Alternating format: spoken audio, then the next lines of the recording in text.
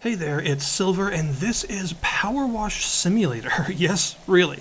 The thing is, it's really easy to forget because of all the 5-second joke meme games that exist that use the word simulator in their title, that there are still actual legitimate simulator games that are made and released. So a quick thank you, by the way, to Square Enix for sending a copy of this over so that I could take a look at it for this video. The thing about these games is they tend to actually be really well liked and really enjoyable, and the main reason that legit simulators tend to be really enjoyable comes down to one simple thing: the Zen factor. These are games that people play to chill out, to unwind. You know, people put on their favorite podcast and go on a route in Euro Truck Simulator, or someone pulls up their handmade playlist in Spotify and starts methodically planting their crops in Farming Simulator. You know, stuff like that. These are games that you play to just chill out. You don't play them to be especially challenged. You play them to do what is essentially a relatively mundane task, but simulated to a good degree of complexity, with a certain completeness to it, right? You can feel satisfied when you're done because you actually achieved something. It might be a lot more mundane than, venturing in an ancient tomb filled with undead and smacking skeletons with a huge sword, but it's no less satisfying than that because exactly what it does, it just happens to simulate to such a degree of detail that it makes it really fulfilling to actually achieve. And this is most definitely one of those games. This is a game that is very fulfilling to complete a task on. It's actually really zen and enjoyable to just sit back, chill out, maybe listen to something, and wash things. And make no mistake, this is a game about washing things. That's all it does. It doesn't have anything else. That is what it simulates. You are simply equipped with a power washer, then you're presented with some sort of object that is absolutely filthy, and it's your job to make it shine again. You'll have a couple of different pieces of equipment that you can use, and as you actually fulfill your tasks and start completing jobs, you'll gain some money, and you can spend this money on upgraded equipment to be able to clean future projects more effectively. And of course, as the game goes on, you will start to get a mix of relatively simple and quick jobs and more complex and involved jobs to swap between. And I gotta say, the game actually really does simulate the feeling of using a power washer pretty well, because, I've personally actually used one myself, and you really do kind of feel like the most powerful individual in the world for a couple of minutes when you're using one. It's really fun, and the game actually does a really good job at it. So effectively how it works is you are equipped with a pressure washer or a power washer. It is just a magical wand that fires extremely high pressure water and cleans things. You'll also have several different nozzles for this thing that you can choose between. Nozzles are mostly about the angle of fire, right? Like you can have narrower nozzles that don't cover as much area, but they are also much higher pressure, and then you have wider area nozzles that cover a lot more but are a lot lower pressure. You can also get things like extensions that allow you to actually extend the reach of the power washer, because by default it's just a little stubby pistol sort of thing, so you can add basically a barrel to it that makes it fire a lot farther and keep its pressure a lot longer, which can be necessary in later jobs. And you'll also have the ability to simply rotate the nozzle 90 degrees from a vertical spread to a horizontal spread. So you want to find just the right angles to get the most amount of dirt off of whatever object it is you're actually trying to clean. And of course, it's not only dirt. There are some other things. There could be like paint, marker, rust, and all sorts of other things, and mold even. And some of this stuff really sticks on quite hard, which means you'll need a more sustained blast from a higher pressure nozzle in order to actually clean it off. There's even a 0-degree spread nozzle that's just like a pinpoint laser of water, basically, that's very high pressure. And this is also where one of the optional purchasable nozzles comes in. You can purchase this one for every different power washer you can buy that is actually a soap firing nozzle instead. It fires a different type of soap. You can buy various different sorts of cleaners on the store, and there's a cleaner for each material type, right? There's stone, metal, multi-purpose, which is stuff like brick and things like that, as well as plastic. And you can sometimes come across various stuff that is just really hard to get off, and a normal spray isn't quite cutting it, so you get some of this cleaner and you can clean it off a lot more effectively that way. One of the biggest ones you'll run into is rust.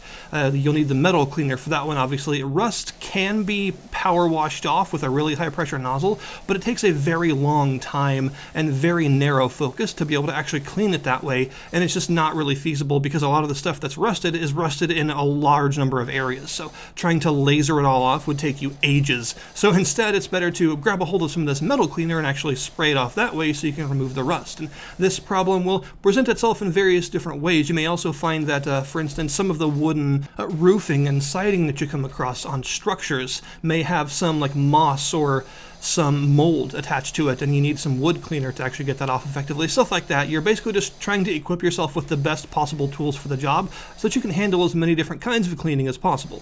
And that's really where the game shines, because the game gives you a very large variety of things to clean. It's really good at giving you a ton of variety, and really the focus on variety of stuff to clean is definitely the best part of the game, because it shows that they have managed to simulate the physics of the water and the spray and the dirt removal and stuff really well on so many different kinds of objects that it just becomes really satisfying to complete the job. So you'll be cleaning some vehicles to start with, some small stuff, dirt bikes, cars, vans, and then you'll eventually get to some more advanced vehicles, stuff like fire trucks or helicopters that require a lot more attention, but also you'll have some much larger projects like entire structures, or maybe something like an entire skate park, a huge ancient temple that's so tall you actually need multiple ladders to actually make your way around on it, and some other stuff like that.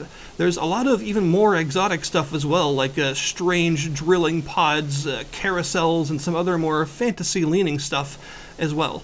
So that means that despite the relatively mundane repetition of what you're doing, just cleaning things, it never actually gets boring to clean things, because there's so many different things to clean and so many different ways to clean them that you might catch on to as the most efficient way you could try, that it never gets old just to clean something. It's a really simple concept, but it uses its simplicity to a really good degree of satisfaction for the player, right? Because you start off with this disgusting looking thing and you end up with this bright, shiny, colorful object, and you just feel really good about yourself and you're excited to go on to the next one and do it all over again. There are also a couple of other pieces of non-purchasable equipment that you'll have access to that'll be given to you at the beginning of a job, depending on what specifically you're doing.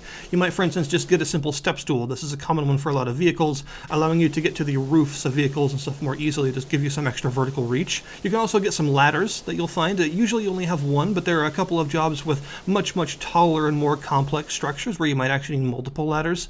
And these are very simple. You just press F to pick them up and then press F again to plop them down wherever you need them in order to get yourself to wherever it is you need to go. The ladders are, of course, very common to get to roofs and higher, like second and third floor siding and stuff like that on houses and other structures. And in addition to the more usual ladders, there's also sometimes some scaffolding around the place. This is kind of funny that you can actually just pick it up and move it, because it's like 6 stories tall and you'd have to be like superhuman to be able to do that. But I guess you are. You are, in fact, a superhuman power washing machine. So you can move the scaffolding around or rotate it however you want and plop it down wherever you need it. And this stuff becomes really important on some of the more complex jobs, because you may be, hosing off an entire firehouse drill building that's like 5 or 6 stories tall, and you need a whole bunch of extra vertical room to get to all the walls and stuff. It's important on certain jobs.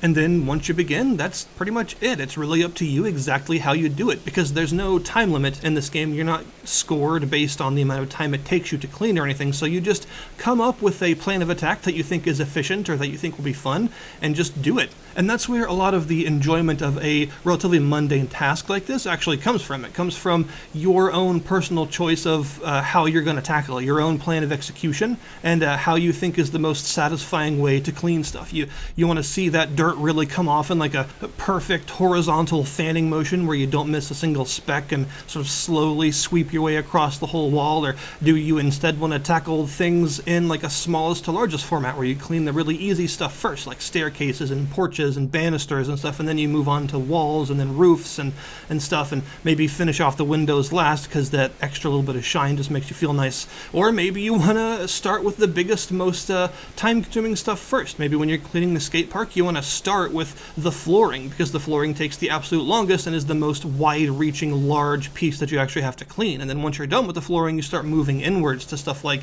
the half pipes, the quarter pipes, the bowls, the rails, and get more and more small and specific until you finally made the whole place spotless. It's really all up to you exactly how you clean stuff, and that's where the enjoyment comes from in a game like this. It's all about choosing how you actually want to tackle these jobs that is the most satisfying to your personal tastes, and the fact that you're not limited by a time limit or anything means that you can just choose a way that you like and just do it. Just zone out, reach that zen factor, and just enjoy yourself.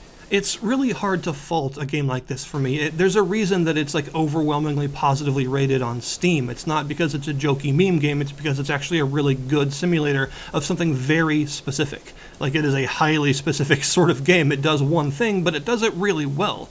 The water physics are really satisfying. They have a nice sort of spray to them, and the sound differs depending on what pressure you're using as well as what material the water is actually splashing off of. That gives that little extra bit of authenticity to the experience that makes it quite nice to just spray across multiple surfaces and actually hear the water skip along as it changes surfaces in like a realistic way. The way that the spray of water kind of deflects off at just the right angle, depending on the pressure and angle of the wall you're hitting, in exactly the way that you would expect it to in real life. Stuff like that show that there's a lot of love that's actually been put into crafting this simulator to be as authentic as possible in the one very specific thing that it does. And that's kind of the thing about these simulators, right, is that since they only simulate one really certain thing, they can put a lot of detail into that simulation and make it feel extremely authentic, and that's exactly what they've done here. So all in all, yeah, I actually do recommend PowerWash Simulator because what it does so well that it's really hard to find fault in the game. It's not buggy, it runs fine, it looks fine for what it is, and it offers a really, really wide variety of different situations, of different things to clean, and it makes that cleaning really satisfying. So yeah, this is an easy one to recommend at a nice price considering the large amount of variety that the game actually offers you, and there are indeed some extra modes and some other multiplayer stuff as well, so there's quite a lot here to actually do when it comes to cleaning things. So thank you guys very much for watching. I will of course put the link in the description below this video to the Steam store page for this game if you wish to check it out yourself, and I'll see you guys next time.